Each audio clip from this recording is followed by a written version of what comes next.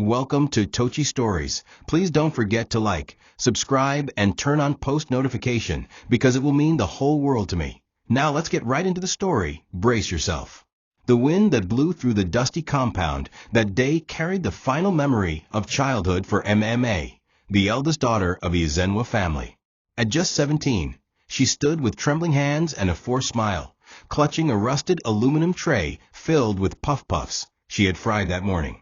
Her younger sister, Cecilia, sat on a stool near the door, shining her school shoes while humming a tune, unaware that this was the last time her big sister would ever wear a school uniform. Their parents had both died in a tragic bus accident while traveling to visit a relative in Enugu, leaving MMA to take on the burden of parenthood, adulthood, and survival. The orphanage loomed close, but MMA fought tooth and nail to keep Cecilia from ever knowing what that world felt like.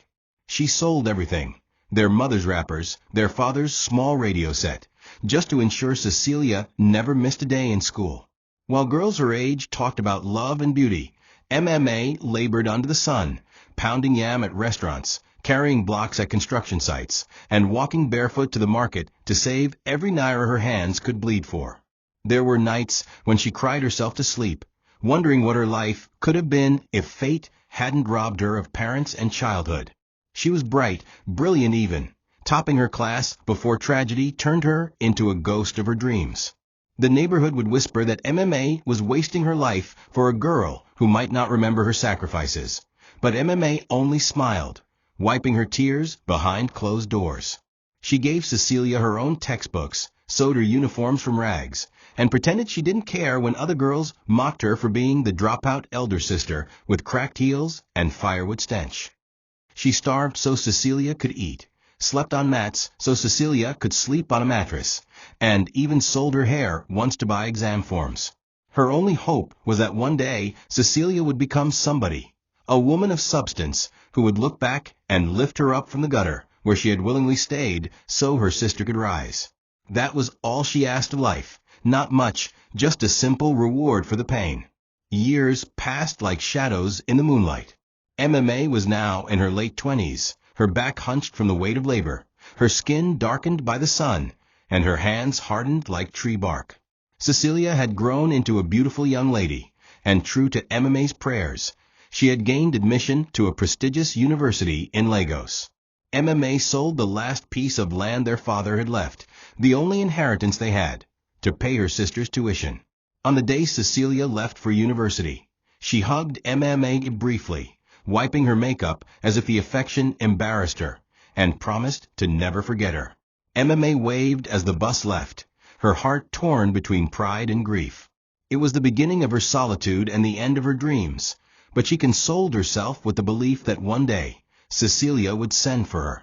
One day, all this sacrifice would not be in vain. But loyalty does not always bear the fruit of gratitude. Years after graduating and becoming a well-known boutique owner in Lekki, Cecilia seemed to erase MMA from her history like a stain on white linen.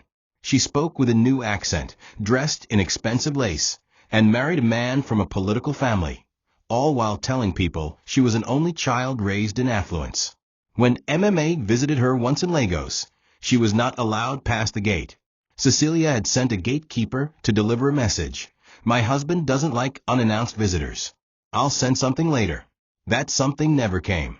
Back in her village, MMA's Akara business barely sustained her and her daughter Nkechi, a brilliant and quiet girl with her mother's heart. MMA's health began to fail due to years of untreated high blood pressure and stress, but she still woke before dawn to fry Akara, not for wealth, but just enough to buy Panadol and beans for Nkechi's school lunch. Cecilia's children attended international schools, flew abroad on holidays, and wore designers even MMA had never heard of. Yet she never once called to ask if MMA was alive or dead. When Nkechi turned 15, her mother could no longer hide her illness. She began fainting while frying Akara. Her legs swelled, and her breathing grew shallow. One morning, MMA collapsed while carrying a basin of Akara to the market. When she was revived by neighbors, she knew it was time. She called Nkechi into their small, leaking room, handed her a polythene bag with a worn envelope, and said, "Go to your Auntie Cecilia. You deserve a chance at life, my child. Let her take care of you." Nkechi's heart broke. She had seen her mother suffer silently for years and couldn't understand why she would send her to the very woman who had abandoned them. But MMA smiled through her pain and said, "She may not love me, but she owes me. I gave her everything. She will not let you suffer." With a small Ganamusco bag, one pair of slippers, and a heart filled with hope and fear, Nkechi boarded a bus to Lagos. The entire village contributed small money for her transport, and some women wept at the bus park, remembering the selfless love MMA had shown over the years. As the bus moved away from the only home she had ever known, Nkechi looked out the window and saw her mother waving with a weak smile, barely able to stand but still trying to be strong. It was the last time she would see her mother alive. What awaited her in Lekki was nothing like what she imagined. It was not a mansion of comfort. It was a house of coldness, pride, and silent cruelty. But her mother had planted endurance into her bones, and Nkechi was determined not to disappoint the woman who had sacrificed everything for love. The tall white gate creaked open slowly as Nkechi stood outside with her plastic bag clutched tightly in both hands, sweat trickling down her forehead despite the early morning breeze. The house was massive, a duplex with high balconies and trimmed flowers lining the front, unlike anything she had seen. Her heart pounded in both fear and anticipation. A maid finally opened the gate after inspecting her like a beggar. "You're Cecilia's niece?" she asked, eyeing Nkechi's worn slippers and patch gown. Nkechi nodded. She was led to the veranda, where she waited for over an hour before Lady Cecilia finally emerged, dressed in a flowing silk kaftan, her face heavily powdered and her eyes hidden behind designer sunglasses. Her face tightened at the sight of Nkechi. "So she finally sent you," she muttered, before snapping her fingers at the maid. "Give her something to eat and find her a place to sleep. She'll start helping around the house immediately." From that moment, Nkechi realized she was not in a home. She was in a cage with painted walls. Her room wasn't the guest room she had imagined.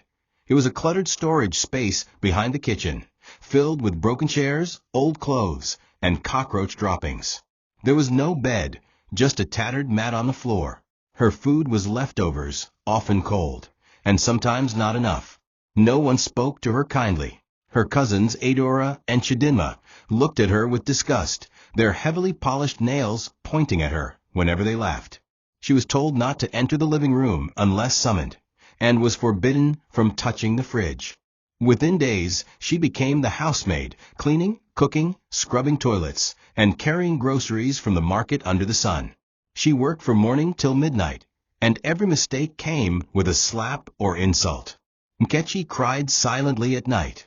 Her body ached, her hands blistered, and her heart bled. She wanted to run away, but where would she go?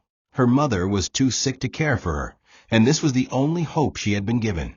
So she endured. Every time she felt weak, she closed her eyes and imagined her mother's smile, her soft voice whispering, "Patience, my daughter." It was in that pain that something inside her began to grow, a quiet strength, a seed of fire planted by the very woman she loved most. Even as she slept on the cold mat surrounded by rats, Nkechi promised herself one thing: "This house will not kill me. I will rise." The first morning, Nkechi joined the family for breakfast. She sat quietly on the far edge of the dining table, unsure of whether she belonged. Lady Cecilia didn't acknowledge her presence, and Adora wrinkled her nose as if Nkechi carried a foul odor. Chidinma giggled and whispered to her sister, both of them intentionally loud enough for Nkechi to hear. "Look at the Akara girl. Her skirt is so cheap it looks like mop cloth." Nkechi's cheeks burned with embarrassment, but she didn't say a word. When she reached for bread, Adora pushed the plate away and said, "Don't touch anything here with those bushy fingers. You didn't wash them." Cecilia finally spoke, not to reprimand her daughters, but to reinforce the insult. "If you want to eat here, you better learn your place. You're not one of us, Nkechi. You're here because your mother couldn't take care of you." The words stabbed deeper than any physical wound. That day, Nkechi ate in the kitchen, standing beside the gas cooker while the scent of luxury meals faded into shame. From then on, The humiliation became part of her daily routine. The cousins treated her like a disease. Whenever visitors came around, Cecilia warned her not to show her face. "Don't come out. I don't want anyone asking questions about who you are," she would say. On weekends, when the girls went to the mall or attended parties, Nkechi stayed behind to wash clothes, sweep the compound, and shine shoes. Once, when a neighbor asked Adora who Nkechi was, she responded, "Oh, that's one of our maids. My mum brought her from the village." The words hit Nkechi like bullets. She had gone from being a brilliant student in her village school to a ghost in a house full of light, unseen, unheard, and unrecognized. Cecilia never called her by name unless it was to scold or instruct. "You there," or "Come here," were the only labels she earned. But Nkechi never shouted, never complained, and never retaliated, only watched with quiet eyes and swallowed the bitterness like medicine. Still, despite everything, she noticed things. She noticed the way Cecilia paraded herself in front of guests, pretending to be classy and kind. She saw how the woman would quote Bible verses in church only to come home and curse her own blood. She saw how Adora stole money from her mother's purse and blamed the cleaner, and how Chidinma lied about attending classes while sneaking off to see boys. Nkechi saw it all, and remembered. She locked their cruelty deep inside her chest and hardened her heart like stone. She began to speak less, smile less, and pray more. Her only companions were the scraps of paper she wrote on late at night, and the torn exercise book she used as a diary, hidden beneath the kitchen sink. She never told anyone what she wrote, but inside those pages, she was free. She imagined a life where she wasn't treated like a stain on white linen, a life where she would walk into a room, and they would all rise for her. It happened on a Wednesday afternoon, a day Nkechi would never forget. Cecilia had just received a delivery of new gowns for her boutique, and one of them, a champagne-colored lace with shimmering beads, was her most prized piece. "This one is for Madam Senator," she told her girls. "Don't touch it." But Adora, ever curious and rebellious, wore the dress while her mother was out, posing in front of the mirror for selfies. As she removed it in haste upon hearing the gate open, she accidentally tore the fabric near the waistline. Panicked, she threw it into the laundry basket and disappeared upstairs. Cecilia noticed the tear that evening and demanded to know who was responsible. The maids denied it, and so did Chidinma. When she reached Nkechi, she didn't even allow her to speak. "You," she shouted. "You're the only one foolish enough to ruin what you don't understand. Useless thing from a useless mother." Before Nkechi could utter a word in defense, a leather belt lashed across her back, again and again. She didn't scream. She didn't cry. She clenched her jaw and took every stroke in silence. Her blouse tore, her skin cracked open, but she stood still. Adora and Chidinma watched from a staircase, their eyes wide with guilt, but they said nothing. Not one word. Cecilia lashed her like a madwoman possessed by fury, not knowing or not caring that she was bruising her own niece. When she was done, she threw the belt aside and hissed, "Clean the blood before it stains the rug. And if you ever touch my things again, I'll send you to the street." Nkechi crawled to the bathroom, locked the door, and looked at her back in the mirror. Blood trickled down in narrow streams. She tore strips from an old towel and pressed them against her skin. The pain was unbearable, but it was nothing compared to the betrayal. She knew then that no one would ever protect her in that house, not even the truth. That night, Nkechi could not lie on her back. She lay face down on the mat, her tears soaking into the fabric like a silent river. Every breath was agony, but she refused to cry out loud. She wrote in her diary with trembling hands, "They beat my body, but they cannot kill my soul. Mama, I will survive this. One day, this pain will be my power." That was the night something shifted inside her. A quiet rebellion was born. She started watching how the dresses were sewn in the boutique, studying the magazines Adora discarded, and drawing on scraps of tissue paper with charcoal. Every stitch in her mind was a stitch toward freedom. The scar on her back never fully healed. It darkened into a mark she would carry for life, not just a reminder of pain, but a symbol of how far she had come and how far she was yet to go. When Nkechi began gathering fabric scraps from the boutique's trash can, she did it in secret. She waited until the house was silent, usually after midnight, when everyone was asleep. In the storeroom that doubled as her bedroom, she lit a tiny torch and crouched over her small stool, practicing stitches with the broken head of a needle. She didn't know how to use a sewing machine, she had never even touched one, but she had watched enough from a distance to imitate the patterns. With old wrappers, discarded lace, and even curtain offcuts, she created little designs. She would sew tiny blouses for her old doll, or try to recreate a dress she saw Adora wear to a party. Her fingers were often pricked and swollen, but she didn't stop. Each stitch was like a tear in her soul, being mended slowly. She kept her creations in a small plastic bag under the floorboard, far from the eyes of those who only saw her as a servant. One day, while sweeping the living room, she overheard Adora talking to a friend on the phone. "My mom is sponsoring this design competition, but honestly, all these fashion people are so boring. I wish someone would just create something wild, like mad creativity, you know." The words planted a thought in Nkechi's mind. She had ideas, so many of them, but no voice to speak them. That night, she sketched a full collection.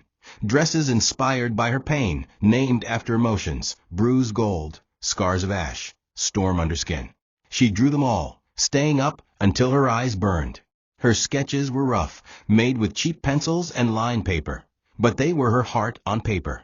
For the first time, she felt alive. This was not just survival, it was becoming something. She imagined showing the designs to her mother and hearing her say, "You're gifted, my child." But reality was always quick to strike. One evening, Chidinma barged into the storage room looking for a missing shoe. She saw the plastic bag filled with sketches and scraps, grabbed it, and laughed. "What is all this rubbish? Are you mad? You think you're a designer now?" She tore one of the sketches in half, then another. "Let me see you sew even one of these," she spat. Nkechi begged her to stop, tears streaming down her cheeks, but Chidinma took the bag and stormed upstairs. Nkechi followed, but before she could plead her case, Chidinma flung the bag into the dustbin and poured water over it. "You're here to clean, not dream." Those words would haunt Nkechi for nights. She curled up in bed that night, her eyes red, her spirit shattered. But in her heart, something remained, the tiniest spark. She whispered through sobs, "You can tear the paper, but you cannot stop the dream." It started with a light drizzle, a gentle tapping on rooftops, as if the sky was giving a warning. Nkechi was still at the market, drenched in sweat and burdened with overloaded plastic bags filled with groceries. Lady Cecilia had given her a long list that morning, and she'd walked miles trying to find the cheapest prices at different stalls. The final item on the list, a special brand of imported rice, had delayed her, as most vendors didn't carry it. By the time she found it and began her long trek back home, the rain had begun. At first, she tightened her wrapper and walked faster, but the clouds opened like a broken dam, releasing a storm that soaked her to the bone. She didn't have an umbrella, and her worn slippers kept slipping on the muddy ground.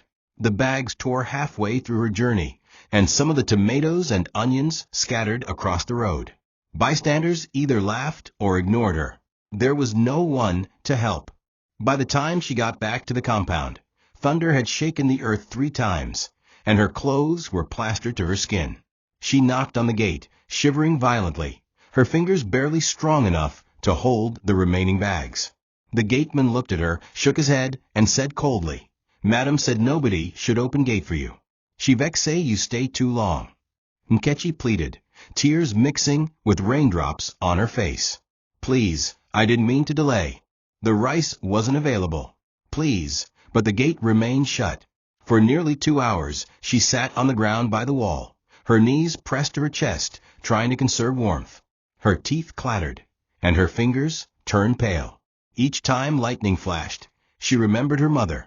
Was this the better life Mama had prayed for? Was this the house where dreams came to die in silence? As she sat there, humiliated and wet, she whispered to herself, "I will not end like this.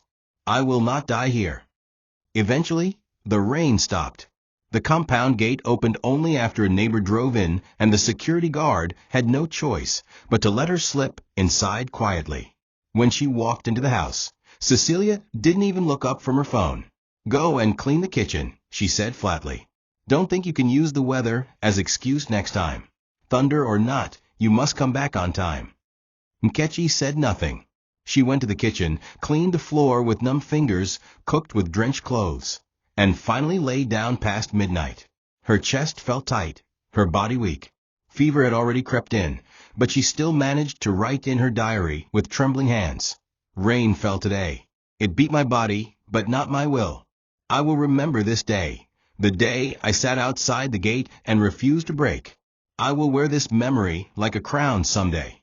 In that moment of brokenness, she found her strongest promise yet, that she would never live and die unknown. Nkechi had never felt hatred like she did the day Chidinma destroyed her work. Her makeshift designs had been her lifeline, her one escape from the suffocating air of that house. Days passed and the humiliation didn't fade. It clung to her like a second skin. But the universe has a strange way of opening windows where doors have slammed shut. One hot Saturday afternoon, Lady Cecilia hosted a small private meeting with an important client, a personal assistant to a top Lagos fashion boutique owner. Nkechi was ordered to serve drinks and snacks. She moved silently from guest to guest, keeping her eyes lowered, her soul detached. But as she poured wine near the assistant, a woman named Ifeoma, something unexpected happened. A gust of wind from the open window lifted the edge of a file Cecilia had tossed aside, revealing one of Nkechi's old, water-stained sketches, which Chidinma had tried to destroy weeks ago, but hadn't burned. Ifeoma noticed it and reached for it, curiosity dancing in her eyes. "Whose drawing is this?" she asked, inspecting the bold lines and emotional flow of the gown design. "Certainly not one of your girls," she chuckled. Cecilia frowned. "Oh, probably one of those silly doodles by the maid girl. She wastes time with nonsense." Ifeoma smiled again, this time more intently. "Well, I like this nonsense. It's raw emotional, untrained, but there's something real here." She glanced at Nkechi. "Did you draw this?" Nkechi froze, afraid to speak. "Answer her," Cecilia barked. Nkechi nodded slowly, clutching the tray. Ifeoma narrowed her eyes, tilting her head. "What's your name?" she asked. "Nkechi ma," she whispered. Ifeoma smiled warmly. "Do you want to learn fashion properly?" Cecilia laughed dryly. "She can't afford that. And she has house chores. No time for dreams." But Ifeoma slipped her card into Nkechi's apron pocket and whispered, "Come by. Quietly. I'll give you a shot. But only if you're serious." That night, Nkechi could barely sleep. The card burned in her pocket like a spark of fire. She clutched it like a sacred relic, staring at the bold name printed in gold foil, Ifeoma Adebayo, Creative Director, House of Ife. The thought of sneaking out was terrifying. If Cecilia found out, she would be flogged again. But the chance was too precious to ignore. Nkechi made a plan. She would wait until the family left for church. Cecilia never let her attend. And then she would slip away for just an hour. Her hands shook as she stared at her worn slippers that night, knowing the journey ahead would be long and painful. But for the first time since arriving in Lagos, she saw a light. Just a flicker, but it was enough. Enough to pull her from the pit and remind her of who she was, not a maid, not a mistake, but a girl with a vision stitched into her soul. The next Sunday morning came with anxiety wrapped in silence. Cecilia and the girls dressed flamboyantly for church. Gold heels, purple hats, perfume that choked the air. Nkechi kept her head low as she helped them prepare, nodding at instructions, her heart pounding with every tick of the clock. "Make sure the stew is warming by noon," Cecilia barked. "Sweep the compound. And don't burn the rice this time." Nkechi nodded. As soon as the gates clanged shut behind the family's SUV, she sprang into motion. She changed into her neatest clothes, a borrowed white blouse and an old skirt, then tucked the business card into her bra and dashed out of the compound. She boarded a Danfo bus with her last 50 naira, clutching the scrap paper where she'd scribbled the boutique's address. Her palms were sweaty, but her hope outpaced her fear. She didn't know what would happen when she got there, if they would turn her away, mock her, or slam the door. But she was willing to risk it all. When she arrived at House of Ife, the building stood like a palace carved from glass. Elegant mannequins dressed in powerful gowns lined the display window. Nkechi almost turned back, feeling too small for a place so grand. But before she could flee, the receptionist spotted her and smiled. "Are you Nkechi?" she asked. "Yes," Nkechi whispered. "Ms. Ifeoma is expecting you. She's in the back room." The next few hours felt like a dream. Ifeoma examined more of her sketches, which she had redrawn on new paper over the past nights. "You have something rare," she said, eyes scanning each line. "But talent without discipline is nothing. I'll let you shadow my tailors. You won't be paid, not now. But if you show commitment, I'll train you." Nkechi's eyes filled with tears. "Yes, ma. Thank you, ma. I will not disappoint you." She returned home before noon, drenched in sweat, but with joy bubbling inside her like a secret waterfall. No one noticed. No one knew. That day she cooked, cleaned, and took more insults, but she smiled as she washed the toilet. Because now she had a reason to endure. She had a place to go. She had a name whispered into greatness. Every Sunday, after that, became her classroom. She learned stitching, fabric cutting, and design techniques, all while hiding her sore hands beneath rubber gloves at home. The house remained a prison, but her soul began to stretch beyond its walls. No one saw the girl transforming before their eyes. The girl who swept their floor was becoming a storm. Silent, steady, unstoppable. It began with panic in the boutique. A popular Lego socialite was scheduled to attend a high-profile engagement party that evening, and her custom dress, a black velvet masterpiece sewn with delicate rhinestones, had been stained with ink by an inexperienced tailor just hours before pickup. The atmosphere was thick with tension. Ifeoma was furious, pacing the fitting room, her staff trembling with apologies and excuses. Nkechi had been arranging fabric rolls when she overheard the chaos.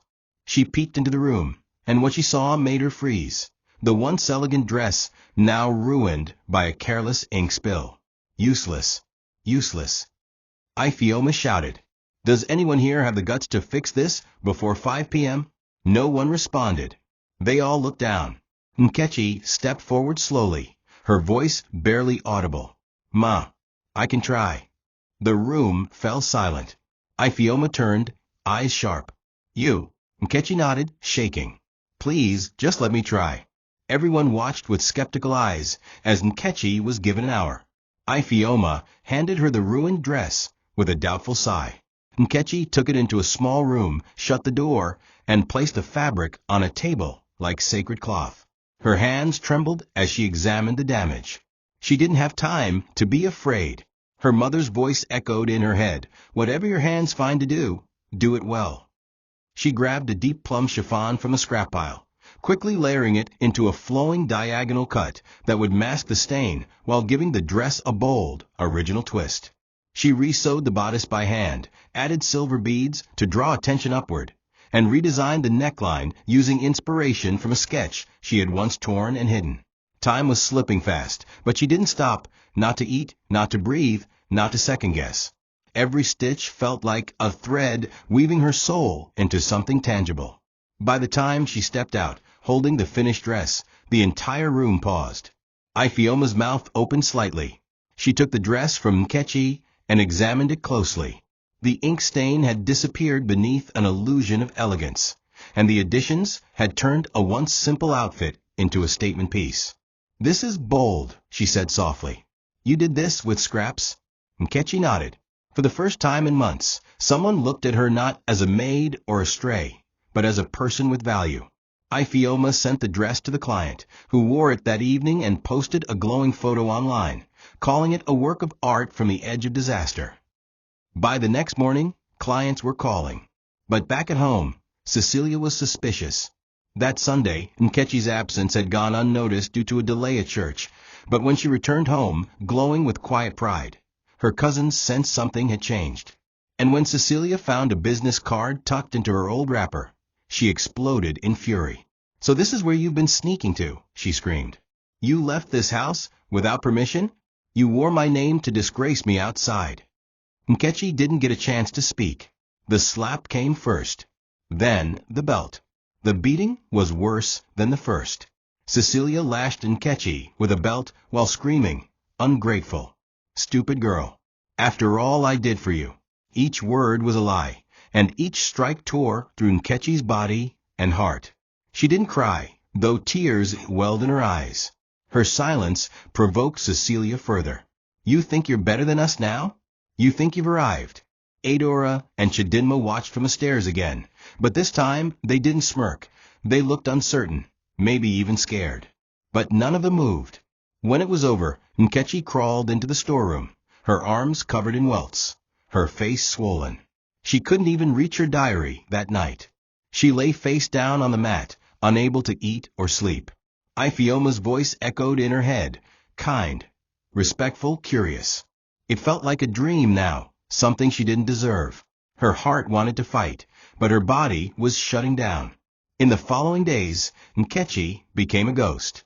She didn't speak unless spoken to. She didn't sketch, didn't sneak out, didn't respond when Chidinma called her runaway designer. Her silence was deeper than before. She cooked, cleaned, obeyed orders, but her eyes were hollow. Inside, she was bleeding, not just from the wounds Cecilia left on her skin, but from the betrayal of hope. Had she been foolish to believe she could change her life? Maybe she was born to suffer. Maybe her mother had been wrong to believe in dreams. She stopped writing in her diary. The fire she once felt when sewing had turned to ashes. Even Ifeoma's assistant called once, asking if Nkechi was okay, but she wasn't allowed to answer. Cecilia warned her sternly, "Step out of this house again, and I will disgrace you in public. You will go back to that village in shame." Nkechi nodded in silence, not out of obedience, but out of defeat. Meanwhile, her mother's health continued to decline. Nkechi hadn't spoken to her in weeks. One evening, a neighbor from the village managed to get through on Cecilia's phone and whispered, "Your mother is not well. She's asking for you." Nkechi's chest tightened. She begged Cecilia for just a day to visit. "She might not make it," she said, her voice shaking. Cecilia laughed bitterly. "You want to leave this house and run away to a dying woman who brought you here to embarrass me? No, let her die. It's what poor people do." That night, Nkechi wept silently until her breath shook. She wrapped herself in her mother's old headscarf and lay on the floor, broken beyond words. She didn't want to fight anymore. She didn't want to hope. But somewhere in the back of her mind, she could still hear her mother's voice, soft, persistent, unrelenting. "Don't die before your victory comes." It happened at dawn. One phone call, one sentence. "She has passed." The neighbor's voice cracked through the line like thunder. Nkechi stood frozen as the phone slipped from her hand. Her legs buckled, and she collapsed onto the kitchen floor. Her mother, the woman who had given up everything, her school, her youth, her dignity, was gone. Cecilia didn't even flinch. "Bury her and move on," she muttered, sipping her tea. "The world does not stop because a poor woman died." Nkechi wanted to scream, to curse, to destroy something, but she couldn't even breathe. She was not allowed to attend the burial. "You will disgrace me with your village people," Cecilia snapped. "They'll say I'm wicked. I'm not giving them that chance." Instead, she was forced to clean the compound while her cousins went to the spa. The injustice burned in her like poison. That night, she curled into the corner of her room and wept for hours, her heart ripping open with pain. A week later, a letter arrived. It was folded inside an envelope marked with her mother's fading handwriting. One of the kind villagers had found it under MMA's mattress and posted it to Lagos. Nkechi stared at it for hours before opening it. The letter was stained with oil, smudged with age, but every word was gold. "My sweet daughter, if you are reading this, it means I could not hold on. I am sorry. I wanted to see you become the woman I know you are. You are not a servant. You are a star. The world may not see you now, but they will. Even if your eyes are swollen with tears, even if your hands are blistered with work, remember, diamonds are made in darkness. I gave everything I had to make sure you would rise. So promise me you will never stop. Promise me you will turn our ashes into fire." Nkechi read the letter again and again until the paper tore from the wetness of her tears. It was like her mother had spoken from the grave, to remind her that the story wasn't over. That night, she picked up her diary and wrote again for the first time in weeks. "Mama, I promise. You didn't die for nothing. I will turn this pain into purpose. They will remember your name, even if I must burn to do it." The next morning, Nkechi folded her few belongings, tied the letter to her chest, and prepared for a journey she had no map for. But this time, she wasn't running away. She was rising. Quietly, silently, like dawn. The house was cloaked in silence that night, a silence so thick it almost felt sacred. Nkechi lay on her mat, eyes wide open, heart pounding like a drum beneath her ribs. The letter from her mother was folded and tied around her waist beneath her gown. She hadn't eaten dinner, not because there wasn't food, but because her stomach churned with the decision she had made. That morning, as Cecilia barked orders about cleaning the water tank, Nkechi had stared at her with new eyes, not eyes of fear, but of finality. She was done. Done accepting pain as a privilege. Done waiting to be seen by people who had already erased her. She waited until the lights went out upstairs, until the house's rhythm slowed, until even the guards outside grew drowsy from boredom and night chill. Then, quietly, she rolled up her few possessions, a change of clothes, her sketchbook, and her mother's letter. She tiptoed barefoot past the hallway, past the kitchen, and slipped out the back door. Outside, the night wrapped around her like a warm cloak of freedom. The moonlight guided her as she climbed over the side fence, scratching her palms on broken metal, tearing the hem of her wrapper. But she didn't stop. She ran down the street, past closed shops and dim streetlights, until her legs trembled and her breath turned ragged. She had no destination, just a direction, away. Her only thought was Ifeoma, the only person who had seen her without cruelty in her eyes. She didn't know if she would be welcomed or scolded, but it didn't matter. Anything was better than remaining in a house that fed on her pain. By the time she reached the gate of House of Ife, dawn was creeping across the sky like a gentle promise. She knocked once, twice, and fell to her knees exhausted. The gate opened after a moment, and the security guard stared in shock. He called for Ifeoma, who arrived in a robe and headscarf, her face a mixture of confusion and concern. "Nkechi," she whispered. Nkechi burst into tears for the first time in days, not out of sadness, but relief. "Please, I have nowhere else to go." Ifeoma didn't ask questions. She reached forward, held Nkechi by the shoulders, and led her inside. That morning, Nkechi was given clean clothes, a warm bath, and a soft mattress. Luxuries she hadn't tasted in years.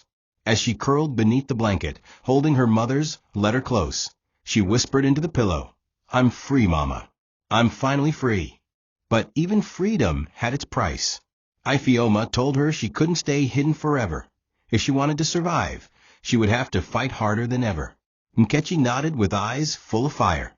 "Teach me," she said. "Train me. I'll never go back." The journey ahead would be long and brutal, but for the first time, she had chosen it. Not given, not forced, chosen. The next 3 years were not glamorous. They were not the kind of years that fit into fancy Instagram posts or glowing magazine covers. They were years of sweat, hunger, and aching limbs. Nkechi worked as an unpaid intern in Ifeoma's studio, learning not just sewing, but everything about fabric, form, and fashion philosophy. She woke before sunrise to clean the showroom, then stayed long after the last customer left, picking threads from the floor and practicing invisible hems. Ifeoma was kind, but she didn't pamper. She was strict with standards and merciless with laziness. "The world won't give you a chance just because you suffered," she often said. "You earn your space here, stitch by stitch." Nkechi listened. She absorbed every word, every correction, every harsh lesson. Her fingers bled some nights, her eyes burned from fatigue, but she never complained. When others left early, she stayed. When others broke needles and gave up, she found another way. Her pain had become a tool, no longer a wound, but a weapon. Ifeoma began to notice. The girl who once hid behind a tray of drinks had evolved. Her sketches became bolder, her fabric choices more daring. She wasn't afraid to make mistakes, and she wasn't too proud to start over. Customers who once overlooked her began asking, "Who designed this?" And Ifeoma, proud but subtle, would simply say, "One of my finest hands." Nkechi never used her full name. She signed her sketches only with Ashes. It was her way of honoring where she came from, the fire, the dust, the loss. Her past became her brand, her fuel. She didn't seek revenge. She sought mastery. She didn't need to be seen by those who once mocked her. She only needed to become undeniable. And so she did, slowly, quietly, without fanfare. Each design she created told a silent story of suffering transformed into beauty. She crafted gowns inspired by bruises, fabrics dyed in colors named after emotions, bitter red, silent indigo, hope's ash. Though life was still hard, she lived in a shared room behind the studio, sometimes skipped meals to save money, and often cried in silence on lonely nights. She never went back. Not once. The storeroom mat was behind her. The slap from Cecilia was behind her. Her mother's pain had not been in vain. By the end of the third year, Ifeoma gave her a gift, a small room in the boutique's back lot to use as her own creative space. It had a cracked mirror, a borrowed sewing machine, and one bulb. But to Nkechi, it was heaven. That night, she wrote her mother's name on the wall in chalk and whispered, "Your ashes gave me wings." She began to draw again, not to escape, but to build. The girl who once stitched with thread and tears was gone. In her place stood a woman made of fire and resilience, ready to claim her name, even if the world still didn't know it yet. The first collection was born in silence. Nkechi didn't make announcements, didn't post on social media, and didn't invite celebrities. She simply hung her designs in the small studio space Ifeoma had given her, placing a simple nameplate at the door, "Ashes by Nkechi." The pieces were bold, raw, and unlike anything Lagos had seen. One gown mimicked burn marks with charred silk patterns. Another was shaped like a torn net, but stitched with gold thread, symbolizing brokenness mended into beauty. Each piece told a story of sorrow, survival, and silent strength. At first, the boutique regulars ignored it. But one day, a popular fashion blogger stumbled into the space while looking for the restroom. Her eyes caught the gown titled "Widow's Flame," and she froze. She took a picture, posted it with a caption, "Who is Ashes? This is soul in fabric." The post went viral overnight.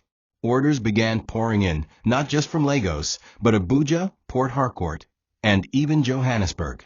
Ifeoma stood by and watched her protege bloom with quiet pride. "Are you ready?" she asked one morning, placing a hand on Nkechi's shoulder. Nkechi simply nodded. "I've been ready for years." She worked day and night fulfilling orders, building a small team, teaching them what she had learned through pain, precision, passion, and patience. She never raised her voice. Her authority came from the way she worked, every detail thought through, every stitch intentional. By the end of that season, Ashes by Nkechi had become a whisper on everyone's lips. But still, no one knew the full story. The girl from the storeroom had not yet revealed herself. She was building her empire in shadows, with scars stitched under her sleeves. One morning, Ifeoma handed her a file. "There's a boutique up for sale in Lekki. It used to be big, but it's sinking now. You might recognize the name." Nkechi opened the file. Her eyes locked on the name at the top, Cecilia Couture. Her heart stopped for a moment. The numbers told the rest of the story: debts, staff strikes, failed orders. Cecilia's once flourishing business was crumbling. And now there was a silent investor looking to take over. Ifeoma watched her closely. "Are you sure you want to do this?" Nkechi looked down at the name that once whipped her back, called her a disgrace, locked her out in the rain. Then she looked up, not with anger, but with calm resolve. "I don't want revenge. I want closure." And so the deal began. Quietly, legally, powerfully. The girl they once called Akara child was coming home, not to beg, but to buy. The boutique that once symbolized prestige now stood like a hollow shell of its former glory. Cecilia Couture had once graced fashion billboards across Lagos, its name synonymous with exclusivity and elegance. But pride, poor management, and blind arrogance had corroded its foundation. The staff, once loyal, had begun quitting in frustration. Orders were delayed. Deliveries returned. Debts mounted quietly while Cecilia continued to act as though nothing had changed. Adora and Chidinma had long abandoned involvement in the business, preferring to parade their fading relevance online and chase fleeting attention. They didn't know how bad things had gotten until eviction letters began arriving. The bank threatened to auction the property. Still, Cecilia kept her shoulders high, believing someone would come to bail her out. When she received news that a buyer had expressed interest, someone wealthy, anonymous, and willing to pay cash, she saw it as her saving grace. Negotiations were swift, but oddly quiet. The lawyers representing the buyer had strict instructions. No interviews, no questions, just transfer of ownership once terms were met. Cecilia didn't care who the buyer was. All she saw were the figures on the contract, the lifeline dangling before her. Maybe it's a foreign investor, she mused to Adora. Someone who knows the value of Nigerian fashion. The papers were drawn. All that was left was the final signing at a neutral business location. Cecilia wore her finest kaftan that morning, red with gold embroidery. She instructed her daughters to come along for appearances. Let them see we are still important, she said. Chidinma hesitated. Are we really selling everything? She asked. Why not just fight for a loan? But Cecilia shut her down. We're not losing anything. We're stepping back with dignity. Pride was the last currency she had left. When they arrived at the office building, sleek, modern, and unfamiliar, something felt strange. The receptionist ushered them into a spacious glass room where a single black folder lay open on the table. The buyer will join you shortly, she said. Minutes ticked by. Then the door opened. In walked a woman in a fitted ash-gray suit, her natural hair in a bold crown, her skin glowing with purpose. Her heels clicked against the tiled floor like thunder. Cecilia turned to face her and froze. It was Nkechi, Taye. Stronger, beautiful, unrecognizable at first glance, until she locked eyes with her aunt. Chidinma gasped. Adora dropped her purse. Cecilia's voice croaked, You. Nkechi gave a faint, cold smile. Good morning, she said calmly, settling into the chair across from them. Let's finalize the papers. The room spun. The empire Cecilia built on pride, powered by lies, and maintained with cruelty, was now being purchased by the girl she once called worthless. But this time, Nkechi wasn't here to beg. She was here to own. The silence in the room was not ordinary.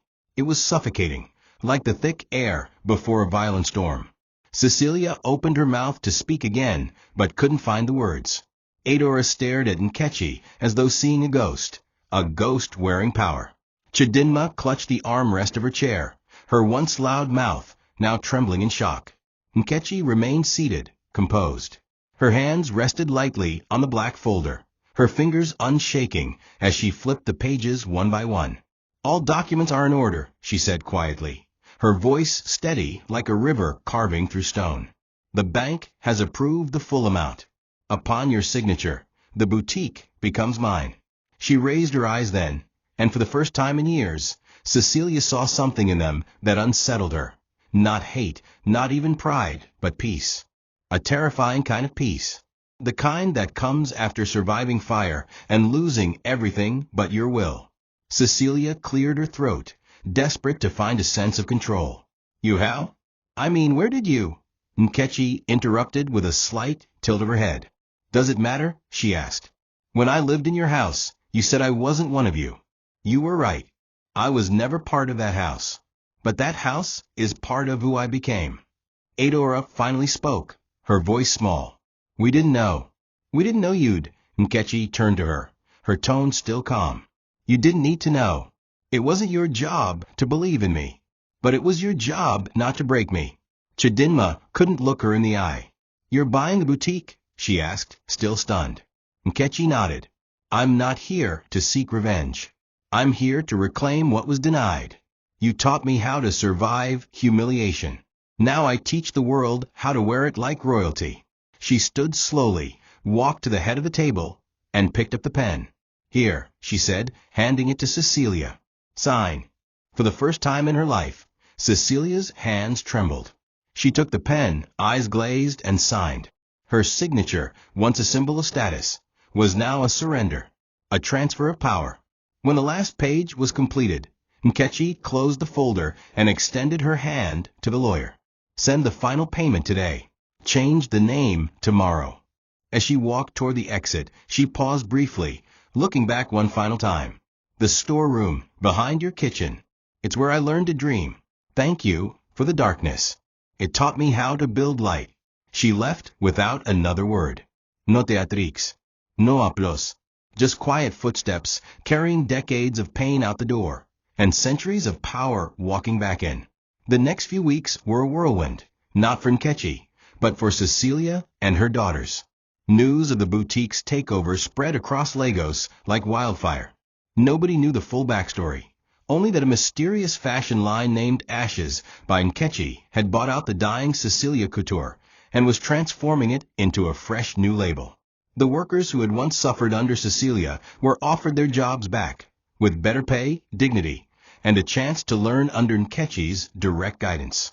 The boutique's interior was renovated completely. Every trace of Cecilia's grand portraits was removed.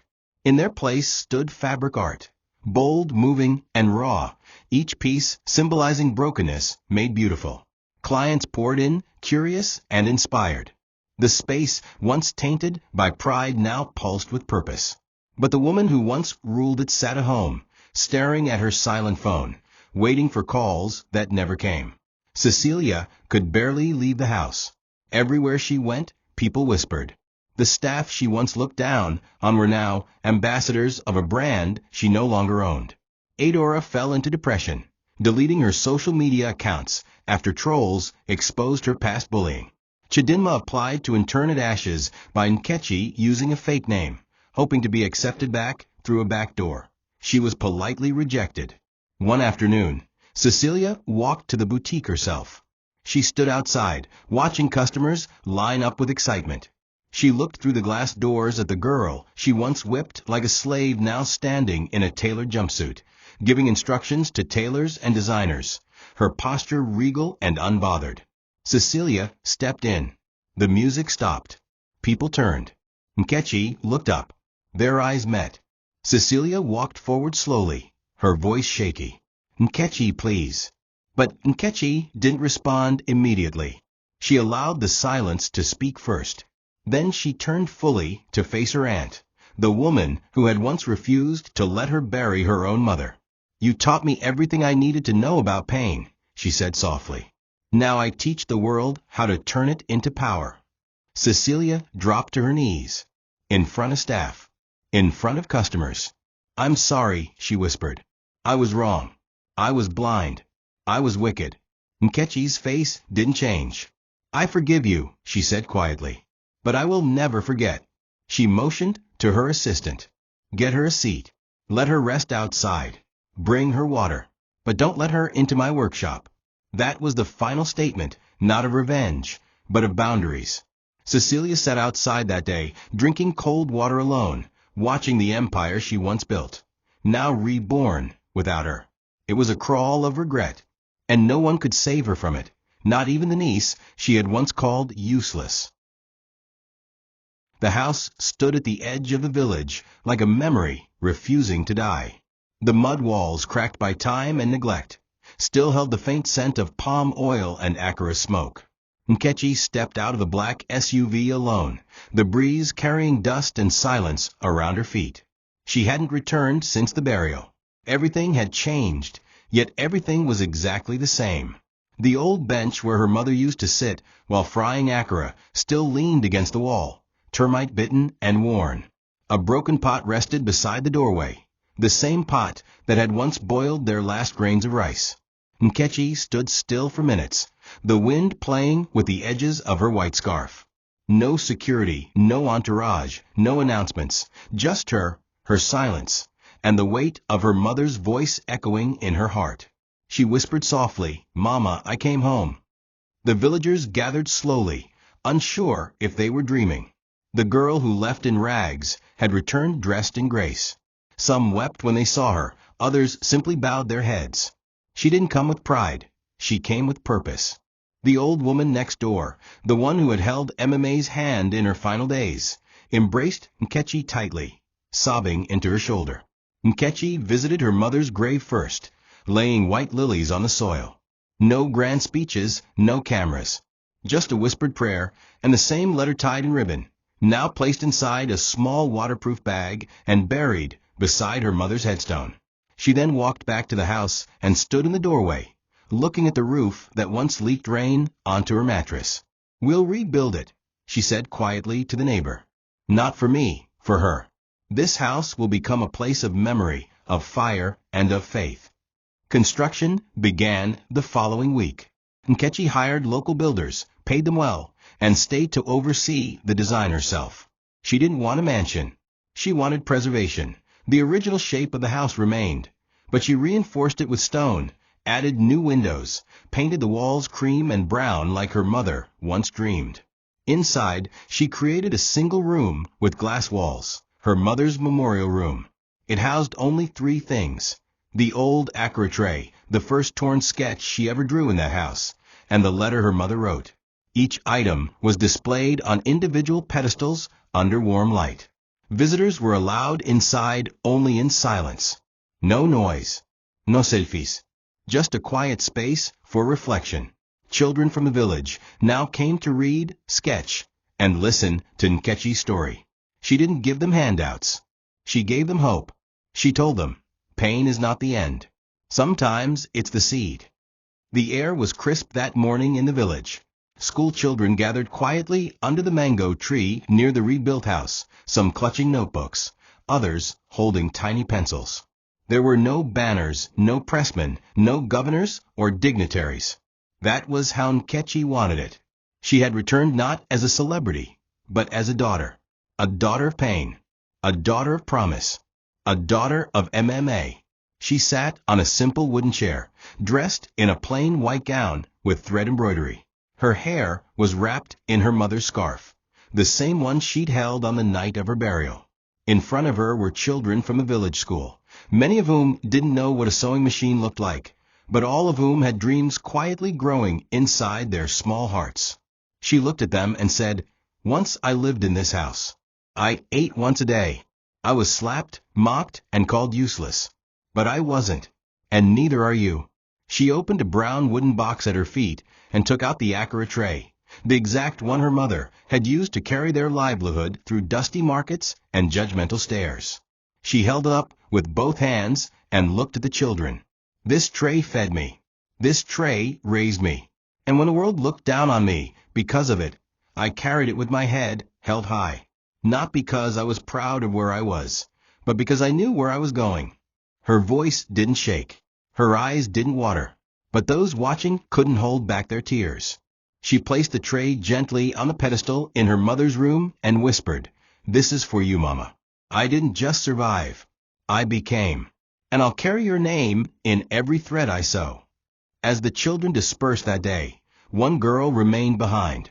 She was small, barefoot, her dress torn at the edges.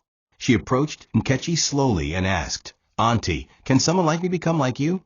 Nkechi knelt down, took the girl's hand, and smiled, not with her mouth, but with the wisdom in her eyes.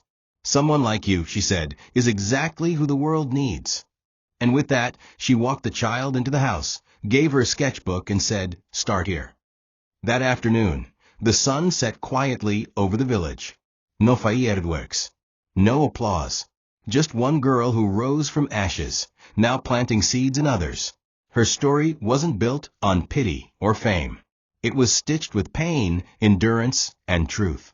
And in the final lines of her journey, Nkechi didn't chase glory. She became it. Not in magazines or award shows, but in silence, in strength, in the ashes of her name. Thank you for watching this video. What did you learn from this story? Drop it in the comments. Please make sure you like, comment, and subscribe to my YouTube channel Tochi Stories for more.